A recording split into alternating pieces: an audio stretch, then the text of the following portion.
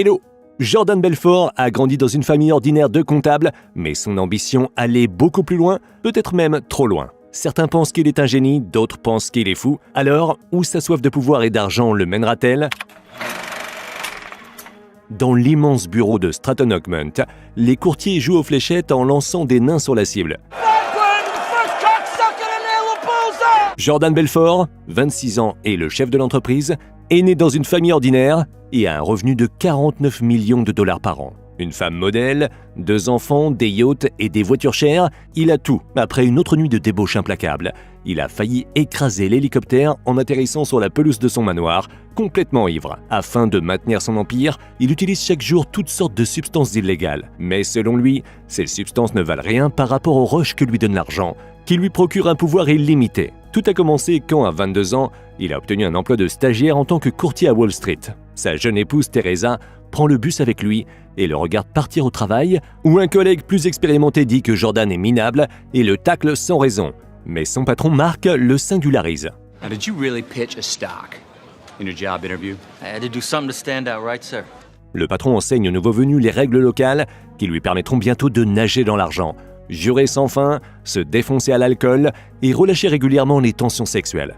Comme personne ne sait comment prédire si les actions vont augmenter ou diminuer en valeur, le seul travail des courtiers est de pousser les ventes et de facturer une commission pour leurs services. Et si un client a de la chance et veut retirer ses gains, les courtiers doivent l'en empêcher en le forçant à faire un nouvel achat. Jordan est absolument ravi de Wall Street et il acquiert bientôt le titre officiel de courtier.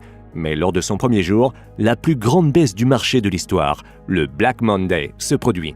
L'entreprise fait faillite et le gars est laissé sans emploi. Alors que Jordan parcourt la section emploi d'un journal, sa femme lui propose de mettre en gage son alliance pour qu'il n'ait pas à travailler au magasin local vendant des télés. Ils arrivent à trouver un emploi de courtier de l'autre côté de la ville et Jordan arrive à l'Investor Center, dont le bureau semble très bon marché et en désordre. Ici, des courtiers non professionnels vendent des actions bon marché de petites entreprises qui ne font presque aucun profit. Leurs clients sont des travailleurs ordinaires qui rêvent de s'enrichir en investissant que quelques centaines de dollars. Mais les commissions pour leurs services ne sont pas de 1% comme à Wall Street, mais de 50%. Jordan entreprend sa première vente et il utilise tout ce qu'il a appris des courtiers expérimentés. Your profit on a mere $6,000 investment would be upwards of $60,000. Sous les applaudissements de ses collègues, il réalise la plus grosse vente qu'ils aient jamais vue et il en tire $2,000. Quelques mois après, il peut déjà se permettre une voiture de luxe, ce que son voisin Donnie remarque. Il n'arrive pas à croire à quel point Jordan gagne plus que lui, et à la minute où il reçoit la confirmation sous la forme d'un chèque, le gars appelle son patron et quitte son travail. Ils deviennent amis et ils ouvrent ensemble leur propre société de courtage, recrutant une équipe de ceux qui ont de l'expérience dans la vente, principalement des substances illégales. Parmi eux se trouvent Sea Otter, Robbie, Chester, Brad et Rugrat, qui est le seul titulaire d'un diplôme en droit. Jordan demande à Brad de montrer un exemple sur comment créer un besoin pour un produit chez le client et lui demande de lui vendre un stylo à billes ordinaire. Do me a favor, write your name down on that napkin for me. I don't have a pen. Exactly, supply and demand, my friend. Il loue un garage, mais Jordan se rend vite compte qu'il pourrait gagner plus d'argent s'il rend l'entreprise plus présentable. Il invente un nouveau logo et le nom Stratton Oakmont et il propose de gagner la confiance des clients les plus riches. Pour faire ça, les courtiers vont d'abord vendre des actions stables de sociétés bien connues, puis commencer à vendre des ordures bon marché avec d'énormes commissions. The only real objection that they have is that they don't trust you guys. And why should they trust you? I mean, look at you, you're a bunch of sleazy salesmen, right? Jordan montre comment utiliser un script de vente qu'il a écrit pour tous ses subordonnés. Son entreprise se développe et il embauche de plus en plus de courtiers jeunes et ambitieux qui lui rapportent d'énormes profits. C'est à ce moment-là que la société commence sa tradition de célébration sauvage avec des groupes, des défis et des striptease. Le succès de Stratton commence à attirer l'attention et la société est maintenant surveillée par l'agent du FBI Patrick Denham. Jordan se fait également interviewer par Forbes, le magazine financier le plus célèbre, qui aboutit à un article dévastateur qu'il appelle « Le loup de Wall Street et le Robin des Bois perverti ». Who takes from the rich and gives to himself and his merry little band of brokers. Read that, read it. L'homme est furieux, mais sa femme lui assure qu'il n'y a pas de mauvaise publicité et le lendemain, Jordan se retrouve assiégé par une foule de courtiers désireux de travailler pour lui. Un mois plus tard, il double de taille et trouve de nouveaux locaux. Et la débauche prend tellement le dessus que Jordan engage son père pour garder l'ordre au lieu de travail comme un shérif. Mad Max, comme on le surnomme, a un tempérament explosif et crie un jour sur son fils et ses partenaires pour avoir dépensé $26 000 pour le dîner. En attendant, ils discutent du genre de nains qu'ils vont commander pour les jeter comme des fléchettes et, comme des enfants qui se conduisent mal, s'enfuient du père en colère en rigolant. Plus tard, Jordan partage avec son père que sa vie de famille s'effondre à cause des femmes et des divertissements auxquels il a accès tous les jours. It was obscene. In the normal world, I mean, who the wanted to live there? Jordan organise une autre fête dans son manoir, où il annonce qu'il fera passer l'entreprise au niveau supérieur. Maintenant, ils chercheront de grandes entreprises dont ils listeront les actions en premier. Ça leur permettra de contrôler leurs prix et de faire encore plus de manigances. Pour un meilleur brainstorming, l'équipe utilise toutes les substances qu'ils peuvent, et Donnie, dans un état irrationnel, commence à marmonner Steve Madden. C'est une vieille connaissance de Donnie, qui est devenu un célèbre designer de chaussures pour femmes, et Jordan veut faire un partenariat avec lui. Naomi, une fille dont la beauté est remarquée par tous les participants, se présente également à la fête. Malgré les regards critiques de Teresa et le copain de Naomi, Jordan flirte avec la beauté et obtient sa sympathie. Plus tard, ils s'arrangent pour dîner ensemble et après quelques indices qui excitent l'imagination de l'homme, Jordan ramène la fille chez elle. Wanna come up for some tea or something? Tea? Yeah. Jordan arrive chez la fille et il décide presque de retourner à sa femme quand Naomi apparaît complètement nue devant lui. Ils ont une liaison passionnée et un jour, Teresa les attrape à l'arrière d'une limousine. Jordan ne trouve rien à dire et 3 jours plus tard, il demande le divorce. Il commence à vivre avec Naomi, qui en sait beaucoup sur la vie de riche, tout en continuant à augmenter ses revenus par des moyens illégaux. Pour éviter de se faire prendre, il engage un avocat personnel et le flux d'argent devient tellement énorme que Jordan ne sait même plus où le dépenser. Jordan demande bientôt Naomi en mariage et il organise un enterrement de vie de garçon à Las Vegas où il dépense 2 millions de dollars. Au mariage, il rencontre la tante préférée de Naomi qui vient de Londres et il offre à la mariée un yacht nommé après elle. La vie ne pourrait pas mieux se passer. Mais 1 an et demi plus tard, Naomi, en colère, réveille son mari avec un verre d'eau au visage. Il a marmonné le nom d'une autre femme dont il avait utilisé les services toute la nuit. You're a father now, Jordan? Yeah. You're a father now. I know. And you're still acting like an... En plus de ça, il est arrivé dans un hélicoptère en milieu de la nuit, a détruit la pelouse et a réveillé sa fille Skyler avec une alarme. Ces engueulades sont devenues une routine, mais elles se terminent toujours par une réconciliation tout aussi passionnée. Jordan se rend au travail le jour du premier appel public de la société de Steve Madden.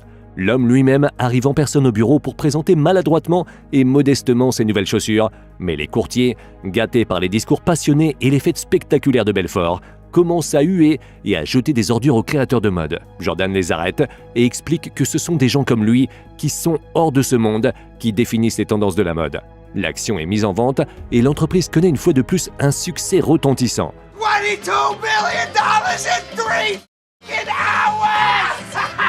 Mais cette nouvelle se fait éclipser par la nouvelle que le FBI a envoyé une demande officielle de photographie du mariage de Belfort. Jordan consulte un détective privé qui lui dit qu'ils ne seront pas en mesure de soudoyer l'agent Denham, mais le courtier décide quand même de l'inviter, lui et son partenaire, sur son yacht. Là, il tente de séduire les hommes de loi avec ses amusements habituels, mais rien ne fonctionne. Et la conversation passe rapidement d'une conversation amicale à des menaces et des insultes mutuelles. A year's salary right here. What I call them? Fun coupons. See that? Pour dissimuler ses revenus, Jordan a l'intention de faire appel aux banques suisses. Il se défonce et alors qu'il traverse l'océan, harcèle les agents de bord et se bat avec le pilote, qui finit par l'attacher personnellement à un siège. Quand Jordan se réveille, Donnie lui raconte ce qu'il a fait et que ce n'est que grâce aux relations de Rugrat qu'il n'a pas été envoyé au commissariat à son arrivée. Le trio rencontre le banquier Sorel, qui connaît bien la criminalité, et il leur conseille d'ouvrir un compte bancaire au nom d'un membre de famille qui n'est pas un citoyen américain. Jordan se rend à Londres pour demander cette faveur à la tante de Naomi. En plus d'elle, ils utilisent la femme de Brad, née en Suisse. Ils essayent de lier des paquets d'argent directement à son corps, mais au final, ils décident de simplement diviser les bagages avec la famille de la jeune fille. Donnie pense que Brad devrait également envoyer son argent, ce qui conduit à un conflit. Who's f***ing teeth in?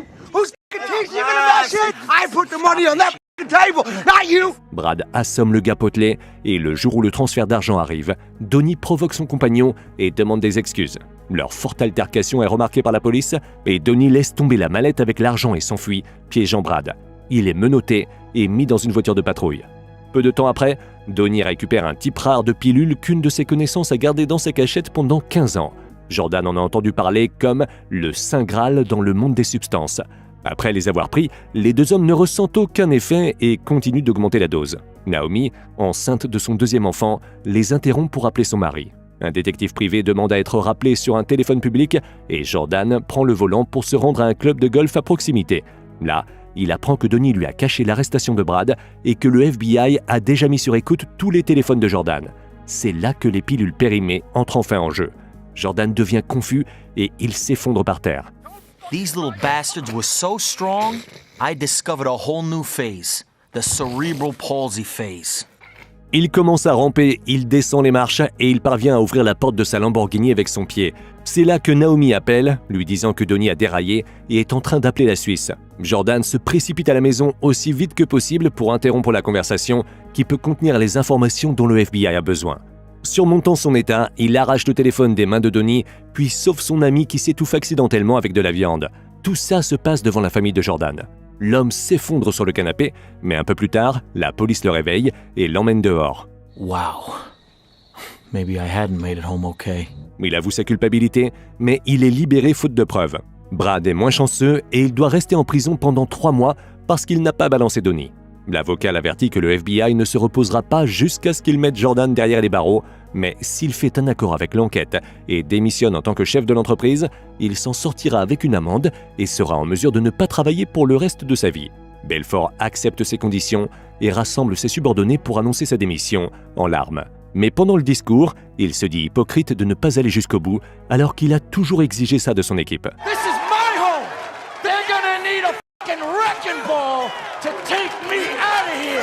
Malgré les conseils de son père, il prend le risque et il organise bientôt une autre soirée sur un yacht pour célébrer la libération de Brad.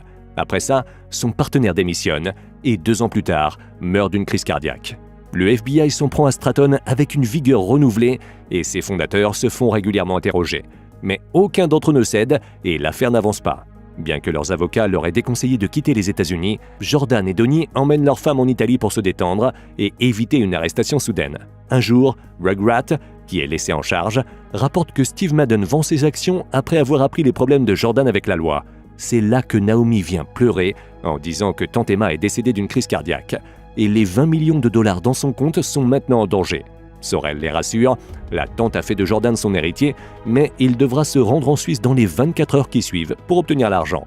Jordan ordonne au capitaine du yacht de prendre la mer, malgré le mauvais temps, et Naomi doit se rendre à Londres pour les funérailles. Sur le chemin, ils sont pris dans une terrible tempête qui menace de les noyer. Jordan ne trouve rien de mieux à faire que d'ordonner à Donnie d'aller chercher des pilules dans la cabine inondée. Il ne veut pas mourir sobre. Au péril de sa vie, Donnie termine la tâche et Jordan prend l'une des pilules, quelques instants avant qu'une énorme vague ne retourne le yacht. Ils sont sauvés de la mort par des sauveteurs italiens et par la fenêtre, Jordan voit l'avion privé qu'il avait appelé pour un vol vers la Suisse s'écraser dans l'océan. Il prend ça comme un signe d'en haut et il décide d'abandonner les substances pour de bon. 2 ans plus tard, il joue dans une publicité pour son séminaire de vente et d'enrichissement, mais il se fait arrêter par des agents du FBI tout de suite après. Sorel et Rugrat sont également surpris à blanchir de l'argent aux États-Unis et le Suisse balance Jordan et tous ses associés. Donnie rend visite à Jordan, qui est maintenant sous résidence surveillée. L'ami dit que personne ne le balancera et qu'il prendra lui-même en charge toutes les dépenses. Naomi refuse de parler à son mari et sa vie sobre est ennuyeuse au-delà de toute croyance. Bientôt, Jordan se voit proposer un accord, sinon il ira en prison pour 20 ans. Il doit porter un micro et un mouchard sur tous ses associés. Jordan prend son temps pour y réfléchir, craignant que s'il ne le fait pas d'abord, quelqu'un de Stratton le fera. Et à la maison, malgré les déclarations d'amour passionnées de son mari, Naomi dit qu'elle demande le divorce. Now that I'm under federal indictment with an electronic bracelet around my ankle, now you decide you don't fucking love me anymore. No, Is that right? no. Elle menace de priver Jordan du droit de voir ses enfants. En réponse, l'homme devient furieux et insulte sa femme, ce pourquoi il reçoit une gifle au visage avant de rendre l'appareil à Naomi. Il rechute pour la première fois en 2 ans, consommant une partie impressionnante de sa réserve de substances et se dirige vers la chambre des enfants. Don't you touch me. Il réveille Skyler et il l'emmène à la voiture pour faire un voyage avec papa. Naomi les suit et brise la vitre du conducteur avec un pied de biche. Jordan recule et accélère, mais il s'écrase contre le mur le plus proche et frappe sa tête sur le volant. Naomi emmène sa fille qui tremble de peur loin de lui. Pour éviter de vieillir en prison, la seule chose que Jordan peut faire, c'est de mettre un mouchard et de rendre tous ses amis et collègues. Tous saluent joyeusement le gars à son retour, mais quand il voit Donnie, Jordan lui tend secrètement une note disant « Ne dis rien de compromettant, je porte un mouchard ». Mais Donnie lui-même passe un accord avec les autorités et le lendemain matin, ils viennent arrêter Jordan avec la note comme preuve. Il y a aussi des arrestations massives à Stratton grâce à la coopération de Belfort. Donnie est au courant du raid à l'avance et il a supprimé tout le matériel compromettant de son ordinateur. Jordan encourt 3 ans de prison vu qu'il a coopéré. Les 2 seules personnes dans la salle d'audience qui le regardent avec des regards compatissants sont ses parents âgés. Jordan était terrifié par la prison, mais il s'avère qu'il n'aurait pas dû. Alors que l'agent d'Enam rentre du travail dans une rame de métro sale, Belfort joue au tennis sur un beau court sur le terrain de la prison. L'argent lui donne le même pouvoir illimité ici qu'à l'extérieur. Après sa libération, Jordan parcourt le monde en donnant des séminaires. Il va voir des foules de fans pour leur apprendre à vendre n'importe quoi. Sell me this pen. Comme toujours, tu peux retrouver le nom du film dans la description. En attendant, tu peux nous dire ce que tu en penses dans les commentaires. Est-ce que de grandes quantités d'argent peuvent corrompre n'importe qui, ou est-ce qu'il est possible de résister à la tentation? N'oublie pas de t'abonner à la chaîne et de liker cette vidéo pour qu'on puisse te raconter encore plein d'autres histoires.